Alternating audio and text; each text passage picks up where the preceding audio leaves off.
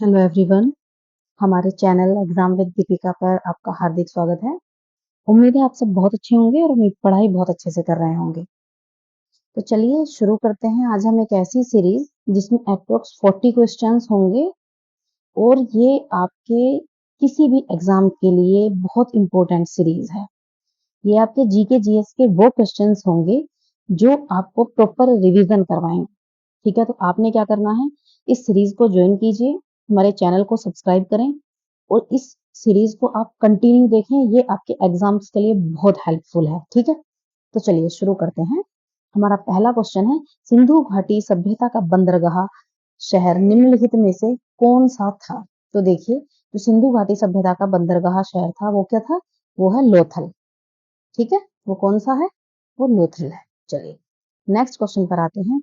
सांख्य दर्शन संप्रदाय की स्थापना किसके द्वारा की गई थी? तो देखिए, ये जो सांख्य दर्शन संप्रदाय की स्थापना है ये की गई थी कपिल मुनि के द्वारा। देखिए, मोस्टली आपसे जो दर्शन है ये पूछे जाते हैं और सांख्य दर्शन तो बहुत ही ज्यादा पूछा जाता है।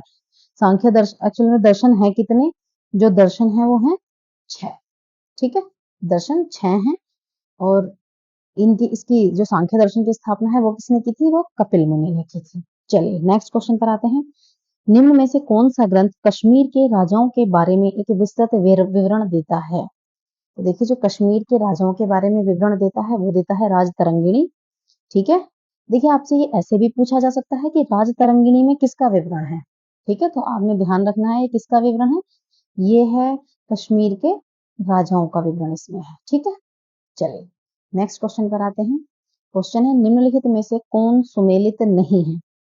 ऑप्शंस हैं, सामवेद विज्ञान का ज्ञान, ऋग्वेद स्मृति के भजन का ज्ञान, अथर्ववेद जादू के सूत्रों का ज्ञान, बात आती है यजुर्वेद यज्ञ संबंधी सूत्रों का ज्ञान।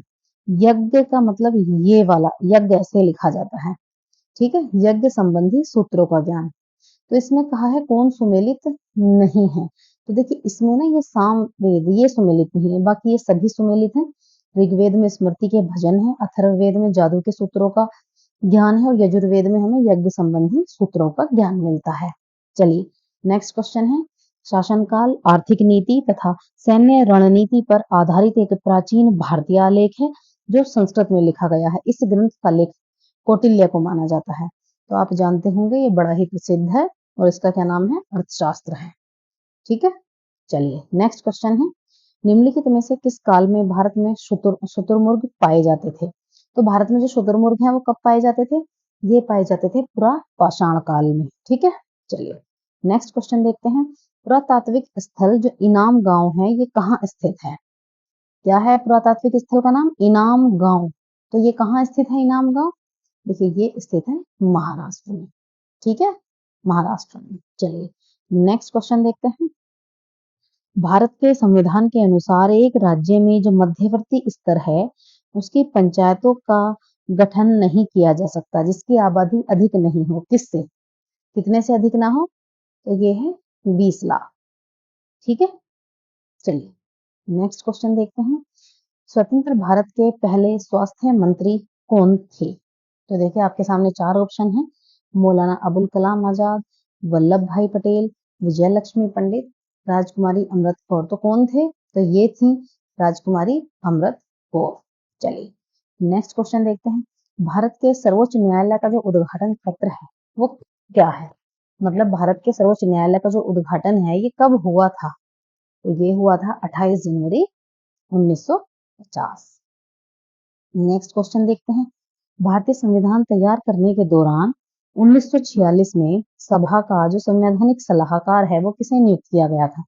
देखिए, ये बहुत इंपॉर्टेंट क्वेश्चन है, कई बार पूछा जाता है, मोस्टली स्टूडेंट्स इसे गलत करके आते हैं।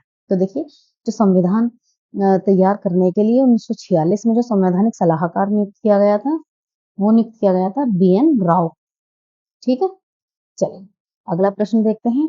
निम्नलिखित में से कौन एक संवैधानिक निकाय नहीं है? आपके सामने 4 ऑप्शन है, वित्त आयोग, नीति आयोग, राष्ट्रीय अनुसूचित जनजाति आयोग, चुनाव आयोग। तो इनमें से पहले आप ये बताइए संवैधानिक निकाय हैं कौन कौन से? वित्त आयोग संवैधानिक है, नीति आयोग, चुनाव आयोग, ये कौन से हैं? ये संवैधानिक है। इसने पूछा है, माफ कीजिए, ये संवैधानिक निकाय नहीं है, ये संग्रहण थे। तो क्या है इसका आंसर? नीति आयोग। ठीक है, नीति आयोग किसकी जगह बना है? नीति आयोग योजना आयोग की जगह बना है। ठीक है, चलिए नेक्स्ट क्वेश्चन पर आते हैं। निम्न में से कौन सा विशेषण प्रस्तावना का भाग नहीं है? तो इसका आंसर क्या है? सहिष्णु। चलिए अगला क्वेश्चन है, भारतीय संविधान की प्रारूप समिति में कितने सदस्य थे? तो देखिए ये क्वेश्चन बहुत पूछा जाता है। ठीक है, आपसे ये भी पूछा जाता है कि प्रारूप समिति के अध्यक्ष कौन थे?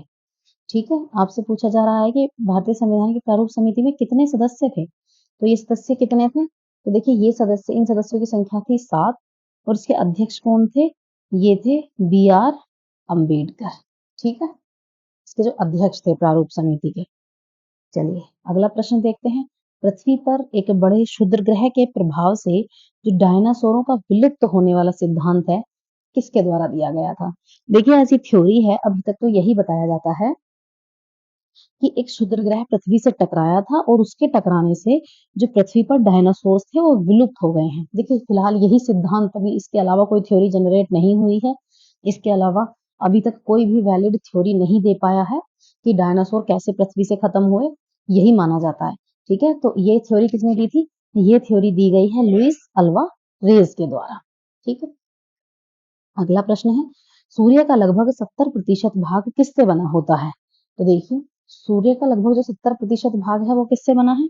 वो हाइड्रोजन से बना है। ठीक है, चलिए नेक्स्ट क्वेश्चन देखते हैं। निम्नलिखित में से कौन सा एक ओरियन तारामंडल का सबसे चमकीला तारा है? आपसे पूछा गया है ओरियन तारामंडल का सबसे चमकीला तारा, तो ये क्या है? ये है रिगेल। ठीक है, चलिए नेक्स्ट क्वेश्चन देखते हैं। भारतीय खगोल भौतिकी संस्थान का मुख्यालय कहाँ है? तो भारतीय खगोल भौतिकी संस्थान का जो मुख्यालय है ये कहाँ है? बेंगलोर में। बेंगलोर कहाँ है? कर्नाटका में। ठीक है, चलिए नेक्स्ट क्वेश्चन देखते हैं। ब्लड मून शब्द का इस्तेमाल को संदर्भित करने के लिए किया जाता है। ब्लड मून वर्ड जो है इसका इस्तेमाल किसके लिए किया जाता है? चार ऑप्शन है आपके सामने, सौर ग्रहण, वर्धमान चांद, चंद्र ग्रहण या पूर्णिमा। तो आपको पता होगा कि ब्लड मून का इस्तेमाल हम लूनार एक्लिप्स यानी चंद्र ग्रहण के लिए करते हैं। ठीक है, चलिए नेक्स्ट क्वेश्चन है।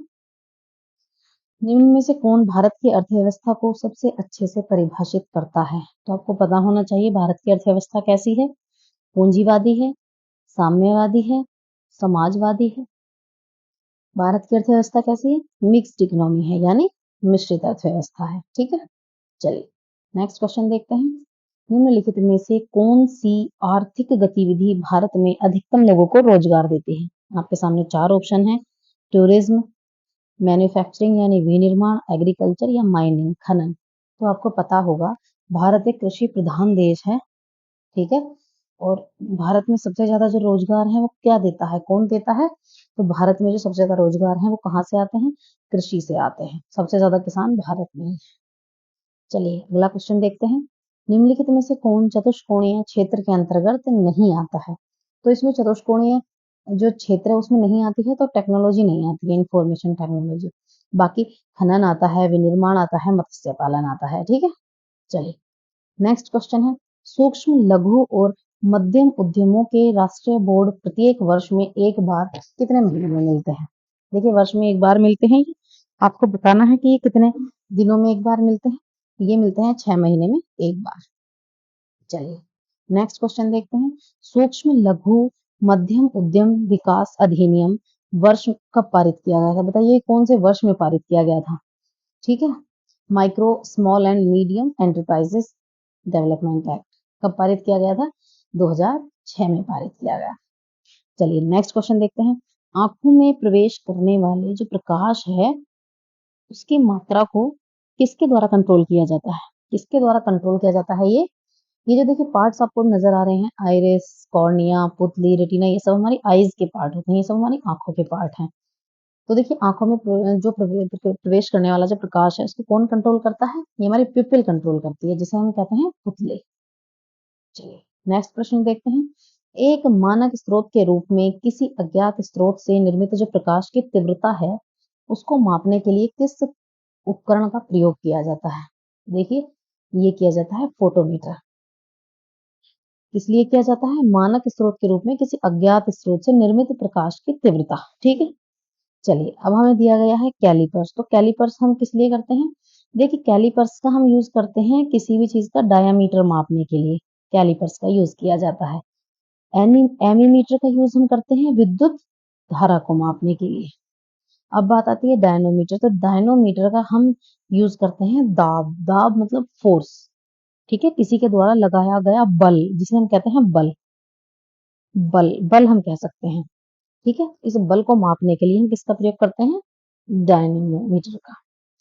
नेक्स्ट क्वेश्चन है, रजत को दीर्घ दृष्टि है, उसकी दृष्टि को सही करने के लिए नेत्र विशेषज्ञ उसे किस प्रकार के लेंस की सलाह देगा? तो ये भी दीर्घ दृष्टि है, उसे क्या लगेगा? उत्तल लेंस। चलिए नेक्स्ट प्रश्न देखते हैं।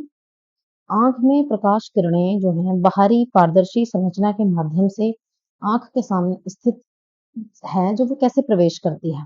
ठीक है, वो किसके माध्यम से प्रवेश करती है? वो प्रवेश करती है कॉर्निया, कॉर्निया के माध्यम से। चलिए नेक्स्ट प्रश्न देखते हैं। प्रेस बायोपिया को सही करने के लिए आमतौर पर इस्तेमाल किया जाने वाला लेंस कौन सा है? देखिए प्रेस बायोपिया क्या होता है? प्रेस बायोपिया क्या है? उम्र के साथ साथ क्या होता है ना, दिखाई देना थोड़ा कम हो जाता है, जिसे हम कहते हैं प्रेस बायोपिया। और इसमें जो लेंस यूज किया जाता है इसे हम कहते हैं बायफोकल लेंस। ठीक है, कौन सा लेंस है ये? बायफोकल लेंस है। चलिए नेक्स्ट क्वेश्चन देखते हैं। हेलसिंकी फिनलैंड में आयोजित 38वें जीबी बॉक्सिंग टूर्नामेंट में भारत के 3 कांस्य पदक विजेता थे, इनमें से कौन एक नहीं है? तो देखिए ये जो कांस्य पदक विजेता थे इनमें नवीन कुमार है, सुमित सांगवान है, सचिन सिवाज है। तो कौन सा नहीं है?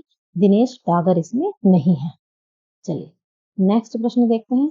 जनवरी 2019 में अंतरराष्ट्रीय मुक्केबाजी संघ के द्वारा विश्व का नंबर 1 मुक्केबाज किसे नामित किया गया था? तो देखिए ये नामित किया गया था मैरी कॉम को। ये बात हो रही है 2019 की। ठीक है, तो चलिए आज की क्लास में इतना ही, मिलते हैं आपको नेक्स्ट क्लास में। ठीक है, थैंक्स फॉर वॉचिंग।